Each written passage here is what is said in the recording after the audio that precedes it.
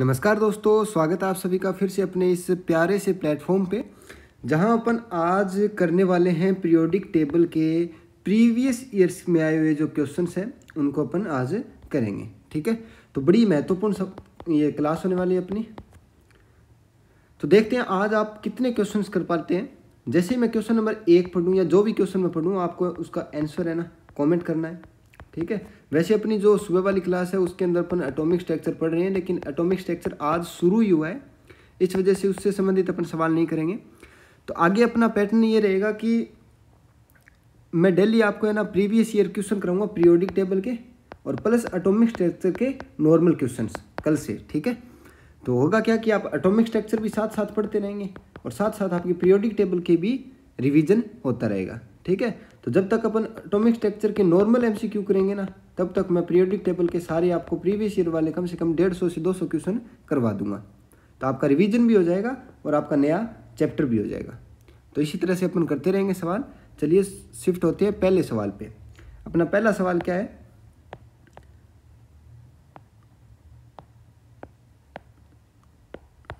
ये लो। पहला सवाल है कौन सा कथन गलत है, और आपके पास 4 ऑप्शन है। आपके पास पहला ऑप्शन है कि F2 की बंद ऊर्जा दे रखी है इसने, क्या कम होती है Cl2 से। तो बिल्कुल सही बात है, क्लोरीन की जो बंद ऊर्जा है वो ज़्यादा होती है, ये अपन ने क्लास के अंदर पढ़ लिया था। तो ये ऑप्शन तो गलत है, नहीं है। दूसरे ऑप्शन की अगर बात करें तो विद्युत ऋणता En इलेक्ट्रॉन नेगेटिविटी, ये भी मैंने आपको बताया था कि फ्लोरीन की इलेक्ट्रॉन नेगेटिविटी क्लोरीन से ज़्यादा होती है, और वो कितनी होती है, फ्लोरीन की 4 और क्लोरीन की कितनी 3। ठीक है, तीसरे ऑप्शन की अगर बात करें, तीसरा ऑप्शन कहता है फ्लोरीन क्लोरीन की अपेक्षा अधिक ऑक्सीकारक है। क्या फ्लोरीन क्या है, अधिक ऑक्सीकारक, अधिक ऑक्सीकारक। तो ये बात सही है क्या, सही है क्या, सही है बिल्कुल। फ्लोरीन क्या है, अधिक ऑक्सीकारक है। चाहे आप ईएन के हिसाब से देख लो, ईएन इसकी ज़्यादा है तो इलेक्ट्रॉन अधिक लेगा, अधिक देगा तो ऑक्सीकरण अधिक करेगा, ऑक्सीकरण अधिक करेगा तो क्या होगा, ऑक्सीकारक अधिक होगा। ठीक है, इसे आप ईए के आधार पर, इलेक्ट्रॉन बंधुता एंथैल्पी के आधार पर भी समझ सकते हो। ठीक है, चौथा ऑप्शन क्या कहता है अपना, चौथा ऑप्शन कहता है इलेक्ट्रॉन जो बंधुता है, इलेक्ट्रॉन बंधुता जो है उसके बारे में बोल रहा है कि क्लोरीन की कम होती है फ्लोरीन से। लेकिन मैंने आपको जो अपना ये होता है क्या हैलाइड्स है उनके बारे में बताया था कि सबसे ज़्यादा क्लोरीन की, उसके बाद फ्लोरीन की, उसके बाद ब्रोमीन की और उसके बाद आयोडीन की। ये मैंने आपके क्लास के अंदर करवा रखा है। ये सेकंड आवर्त वर्सेस थर्ड आवर्त का जो अपवाद लेके मैंने आपको समझाया था, इलेक्ट्रॉन डेंसिटी वाला। ठीक है, तो उस हिसाब से क्या है, क्लोरीन की ज़्यादा होनी चाहिए, लेकिन इसने कौन सी दे रखी है, फ्लोरीन की। तो इसका सही आंसर कौन सा आ जाएगा, ऑप्शन नंबर 4। कोई समस्या नहीं है। ठीक है, चलें अगले क्वेश्चन की ओर। चलो जी, क्वेश्चन नंबर 2 देखो। क्वेश्चन नंबर 2 कहता है सम इलेक्ट्रॉनिक स्पीसीज कौन सी होती है। तो मैंने बताया था सम इलेक्ट्रॉनिक स्पीसीज के बारे में, जिनमें इलेक्ट्रॉन की संख्या समान हो। तो पहला ऑप्शन करके देखो आप। पहला ऑप्शन के बाद है उसमें दे रखा है कार्बन मोनोऑक्साइड, साइनाइड और NO+ और ये। ठीक है, तो इसके अंदर अपन देखें अगर, तो कार्बन के पास 6, ऑक्सीजन के पास 8। यहाँ देखो कार्बन के पास 6, इसके नाइट्रोजन के पास 7 प्लस 1 एक्स्ट्रा। यहाँ देखो 7 प्लस 8 माइनस 1 माइनस 1। यहाँ देखो आप कितने, यहाँ हो जाएंगे अपने 6 प्लस 6, 2 कार्बन के हिसाब से और 2 एक्स्ट्रा। तो टोटल कितने हो गए, ये 14, ये कितने हो गए 14, ये भी कितने हो गए 14 और ये भी कितने हो गए 14। बिल्कुल अपना पहला ऑप्शन ही सही आंसर हो गया। सबके पास समान इलेक्ट्रॉन है, बाकी ऑप्शंस देखने की आवश्यकता ही नहीं है। तो पहला ऑप्शन क्या बोल रहा है अपना, उत्तर आ जाएगा कि नहीं, यही सब इलेक्ट्रॉनिक स्पीसीज है, दूसरे को देखो नहीं। अब देखो इसके आगे लिख भी रखा है ये कौन से एग्जाम्स के अंदर आए हुए हैं। ये CPMT 2000 में आया हुआ है, ये CPMT 2000 में आए, आगे वाले MPPMT, UPPMT, यानी कि इतने हाई लेवल के अगर आप क्वेश्चन कर पाते हो ना, ये हाई लेवल के इन क्वेश्चंस को आप यदि कर लेते हो तो लैब असिस्टेंट वाले तो बिल्कुल नॉर्मल आएंगे, बिल्कुल आसानी से आप तोड़ फोड़ मचा सकते हो, पूरा पेपर एकदम फाड़ सकते हो। ठीक है, तो नेक्स्ट क्वेश्चन करते हैं, क्वेश्चन नंबर 3। क्वेश्चन नंबर 3 कहता है फ्लोरीन से क्लोरीन, ब्रोमीन तथा आयोडीन तक जाने पर विद्युत ऋणता। तो विद्युत ऋणता मैंने आपको समझा रखी है। हैलाइड्स की विद्युत ऋणता किस प्रकार होती है, हैलाइड्स की विद्युत ऋणता फ्लोरीन की आपको मैंने बताया था सबसे ज़्यादा 4 होती है, उसके बाद क्लोरीन की सबसे कम तो क्या फ्लोरीन से कम 3, और ब्रोमीन की मैंने आपको बताया था 2.8, यही है। और इसके बाद अब मैंने आयोडीन की बताई थी कितनी, 2.6। ठीक है, तो देखो लगातार क्या हो रही है, घट रही है, लगातार घट रही है। तो इसके अंदर ऑप्शंस क्या हैं, क्वेश्चन पढ़ो, फ्लोरीन से क्लोरीन, ब्रोमीन और आयोडीन तक जाने पर विद्युत ऋणता बढ़ती है, घटती है, पहले घटती है फिर बढ़ती है, कोई परिवर्तन नहीं होता, तो उसका उत्तर कौन सा आ जाएगा, सी, घटती है। कोई समस्या, अरे कोई प्रकार की समस्या नहीं है, सारे क्वेश्चंस मैंने आपको क्लास के अंदर करवा रखे हैं, है ना, सारे कॉन्सेप्ट बता रखे हैं। चलिए क्वेश्चन नंबर 4 की ओर चलते हैं। क्वेश्चन नंबर 4 क्या बोलता है,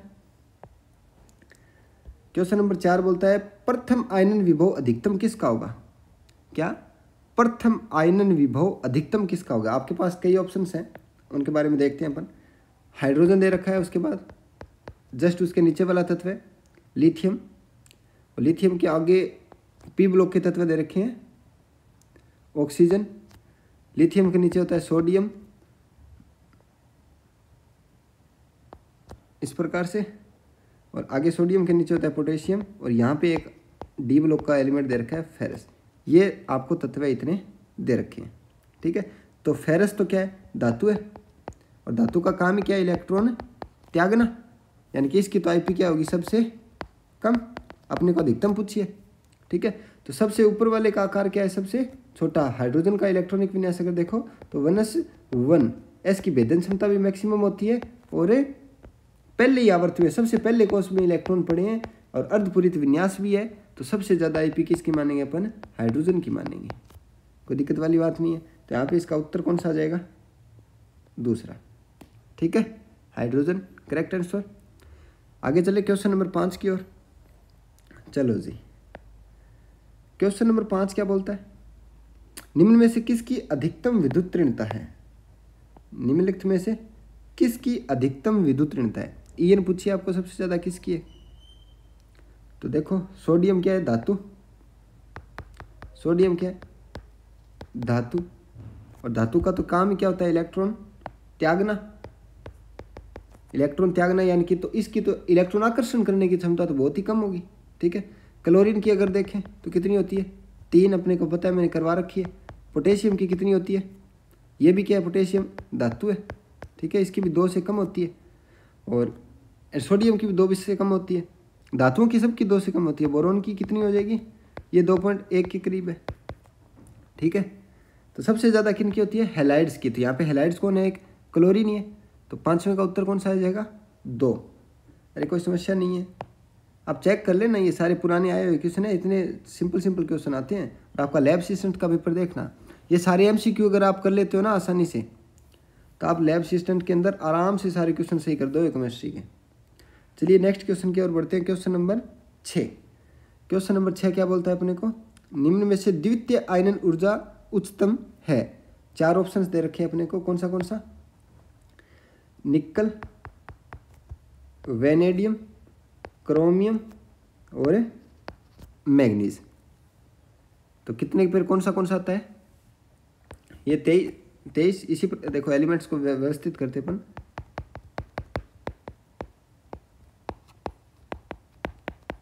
इस प्रकार से एलिमेंट्स होते हैं, सबसे पहले सिलिकॉन, फिर टाइटेनियम, फिर वेनेडियम, फिर क्रोमियम, फिर मैग्नीज, फिर ये फेरस, कोबाल्ट और निकल। ठीक है, तो सबसे ये कितना आ गया, 21 पे, ये 22 पे, ये 23 पे, ये 24 पे, ये 25 पे, ये 26 पे, ये 27 पे और ये 28 पे। ठीक है, तो यहाँ पे निकल कितने पे, 28 पे। चलो क्रम से व्यवस्थित कर लेते हैं। सबसे पहले कौन सा आएगा इसमें से, क्रोमियम नहीं, वेनेडियम। सबसे पहले वेनेडियम, उसके बाद क्रोमियम, उसके बाद मैग्नीज और इसके बाद निकल। ठीक है, ये हो गया किस प्रकार से, 23, 24, 25 और 26।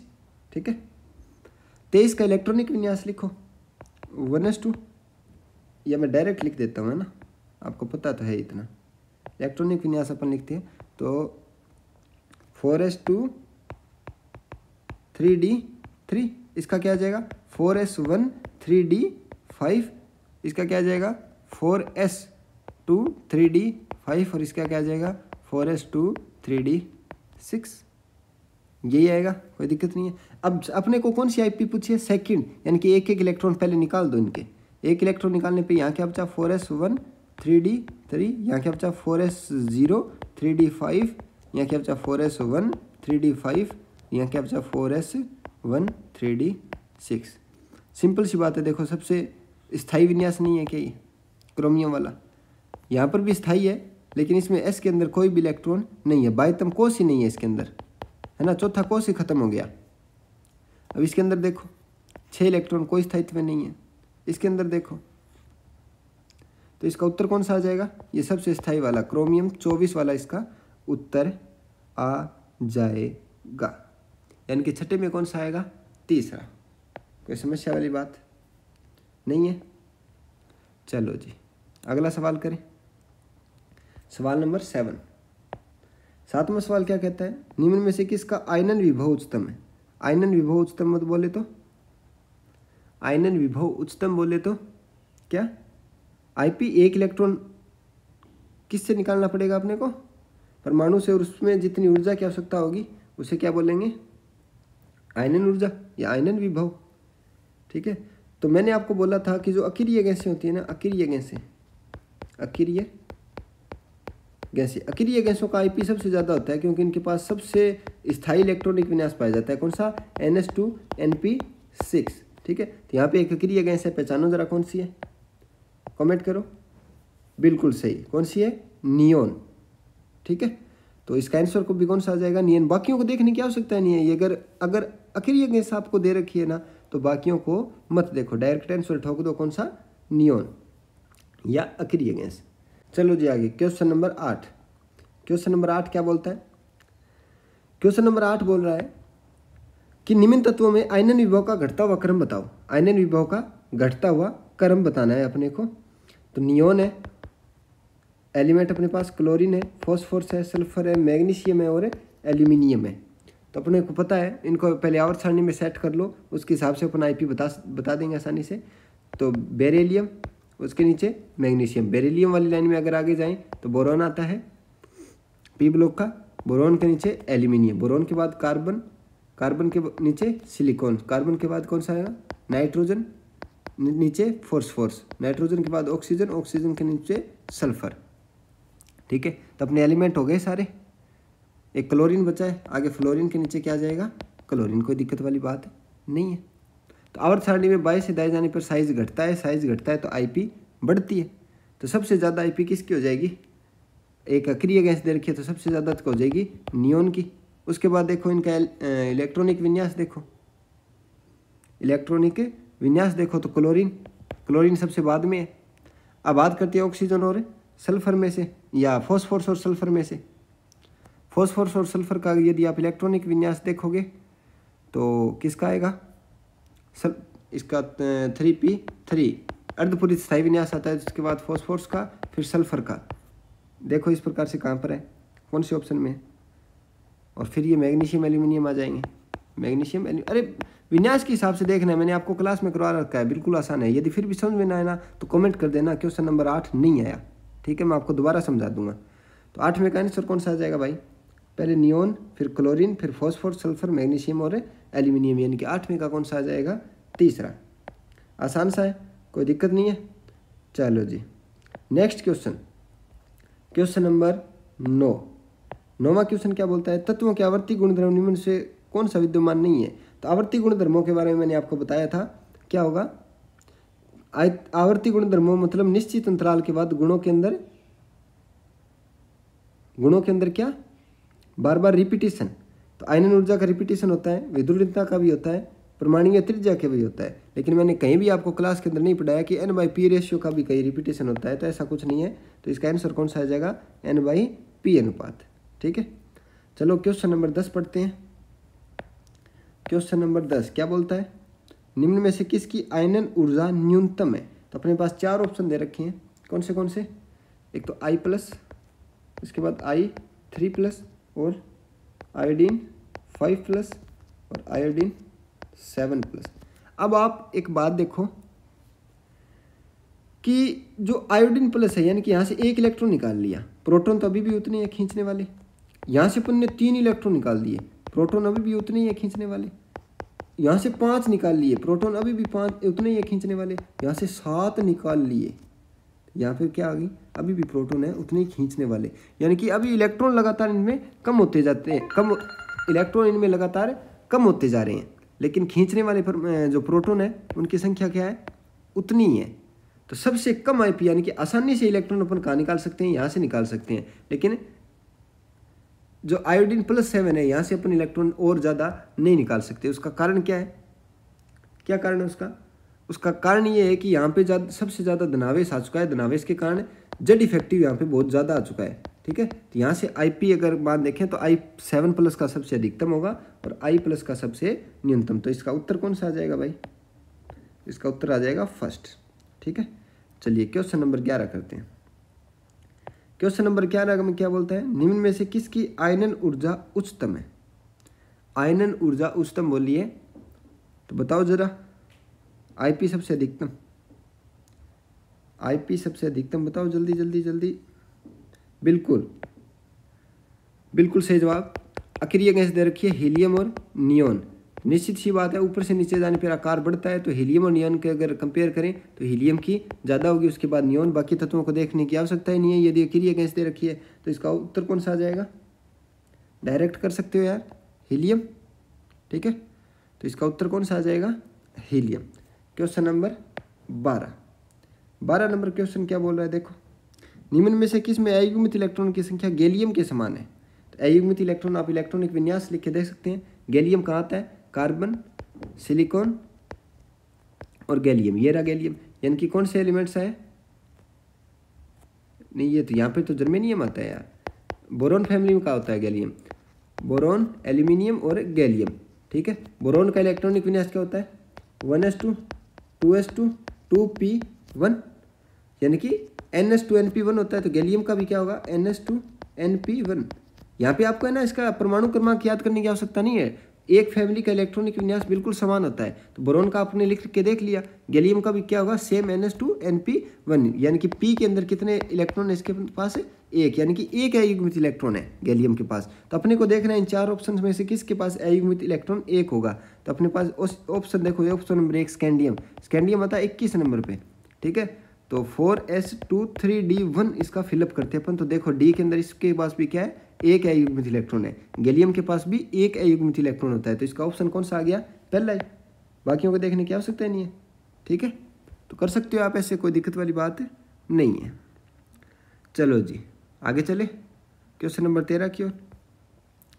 क्वेश्चन नंबर 13, निम्न में से किसका आयनन विभव न्यूनतम है? अब मैं आयनन विभव के ऊपर है ना आपको एक सवाल और नहीं कराने वाला। बहुत सवाल आपको करा दिए, क्लास में भी बहुत सारे सवाल कराए थे और लगातार मैंने आपको नॉर्मल क्वेश्चन जो करवाए थे उसमें भी बहुत सवाल करा दिए। आज भी आयनन विभव के बहुत सारे सवाल आ गए। तो आप करना कौन सा? क्वेश्चन नंबर 13 खुद ब खुद करना, देखना आपको आता है या नहीं। अगर नहीं आए ना तो आप कमेंट करके बता देना, मैं आपको बता दूंगा। नेक्स्ट है क्वेश्चन नंबर 14, तत्वों के सोडियम तत्व दे रखे आपको। सोडियम है, पीबी लेड, पोटेशियम और मैग्नीशियम की परमाणुक त्रिज्या का बढ़ता हुआ क्रम बताना आपको। ये भी आप बिल्कुल आसानी से कर सकते हो, इसको भी बताने की आवश्यकता नहीं है। नेक्स्ट क्वेश्चन नंबर 15, ये 3 क्वेश्चन आपको खुद ब खुद करने हैं। क्वेश्चन नंबर 13, 14 और 15। ठीक है, अपने आप करना है आपको, अपने आप। और आपको क्या करना है कि कमेंट के अंदर आंसर डाल देना इनके। क्वेश्चन नंबर 13 का आंसर जैसे A, B या C, 14 का आंसर B, C, D कौन सा होगा, 15 का भी A, B, C कौन सा होगा। ठीक है, तो जिसने तीनों सवाल सही किए ना उसको इनाम दिया जाएगा, एक 5 स्टार इसको भेंट करी जाएगी।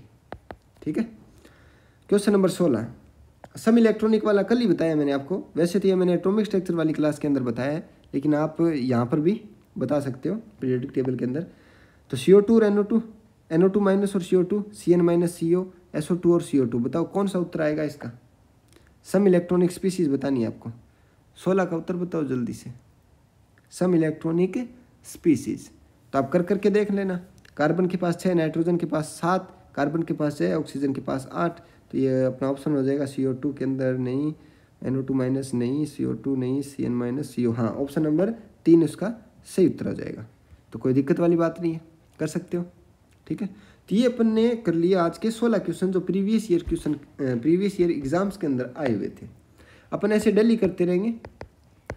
अब डेली अपन 15-16 क्वेश्चन तो करेंगे पीरियोडिक टेबल के जो प्रीवियस ईयर में आए हैं, ठीक है। और बाकी करेंगे अपन एटॉमिक स्ट्रक्चर के जो अपनी डेली की जो थ्योरी क्लास होती है ना, उस थ्योरी क्लास से संबंधित, ठीक है। तो अपना एटॉमिक जो अपना ये पीरियोडिक टेबल है उसका रिवीजन भी होता रहेगा और एटॉमिक स्ट्रक्चर अपन साथ साथ में पढ़ते रहेंगे और उसके क्वेश्चन भी करते रहेंगे। इसके बाद नेक्स्ट चैप्टर जब अपना चालू हो जाएगा एटॉमिक स्ट्रक्चर के बाद, तब अपन प्रीवियस ईयर क्वेश्चन कौन से चालू कर देंगे, एटॉमिक के स्ट्रक्चर के साथ साथ में थोड़े थोड़े मैं डालता रहूँगा किसका, पीरियोडिक टेबल के भी। तो सारे चैप्टर्स का रिवीजन आपको एक साथ होता रहेगा, ठीक है। तो बच्चों MCQ वाली जो क्लास होती है ना उसको अटेंड किया करो, उसको छोड़ा मत करो। तो आज के लिए बस इतना ही, मिलते हैं कल सुबह। धन्यवाद।